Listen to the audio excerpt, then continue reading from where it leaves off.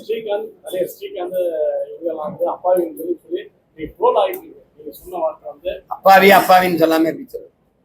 ஒரு பயன்படுத்தினவனை நீங்க குற்றவாளிங்கிறீங்களே, வித்தவங்க கேட்கிற கேள்விக்கு பதில் சொன்ன ஒரு நேர்மையால என்னை ட்ரோல் பண்ணா பயந்துருவா?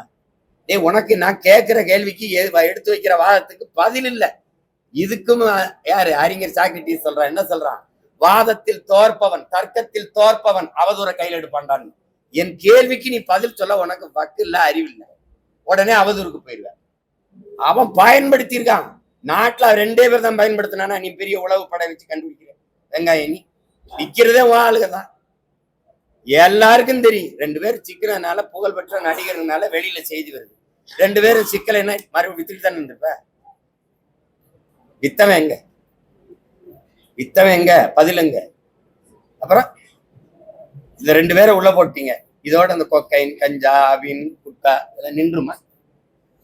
குட்காவோட சட்டசபைக்குள்ள போனார்ல ஐயா ஸ்டாலின், குட்காவை ஒழிக்கணும். ஒரு குவார்டர் போத்தலோட போக வேண்டியதானே, ஏன் போல? ஒரு அரசு சாராய்ச்சி கத்தி வச்சுக்கிட்டு கை கட்டிட்டு போதையின் பாதையில் போகாதீர்கள், உங்கள் அப்பாவாக நின்று கேட்கிறேன். இது அவமானம் இல்லாத போது நான் கல்லுக்கு பேசுறது, இதுக்கு பேசுறது. பாதிக்கப்பட்டவங்க வருங்க, அவன் உண்மையிலே அப்பாவி. அவனை மாதிரி பல ஆயிரம் பேர் இங்க பயன்படுத்திட்டு இருக்கான். அவன் புகழ்பெற்ற நடிகருங்கனால சிக்கிட்டான். அவனை வச்சுக்கிட்டு நீங்க ஒரு செய்தி ஆக்கிட்டு அலைகிறீங்க. ஒரு நேர்மையாளர் நாங்க நடவடிக்கை எடுத்துட்டோம். 2 பேர் தானே. ஒரு தங்கச்சி அரக்கோணத்துல பாதிக்கப்பட்டு, ஒரு தங்கச்சி என்னை மாதிரி 20 பெண்களை சீரழிச்சுட்டா இவர்கிட்ட இருந்தவன். ஒரு முதல் தகவல் இருக்கு, குற்றப்பதிவு எஃப்ஐஆர் ஆயிருக்கா? அதுக்கு பதில் இருக்கு அந்த நாட்டுல. தம்பி ஆம்ஸ்டாங்க கொன்னுட்டாங்க, செத்துட்டாரு.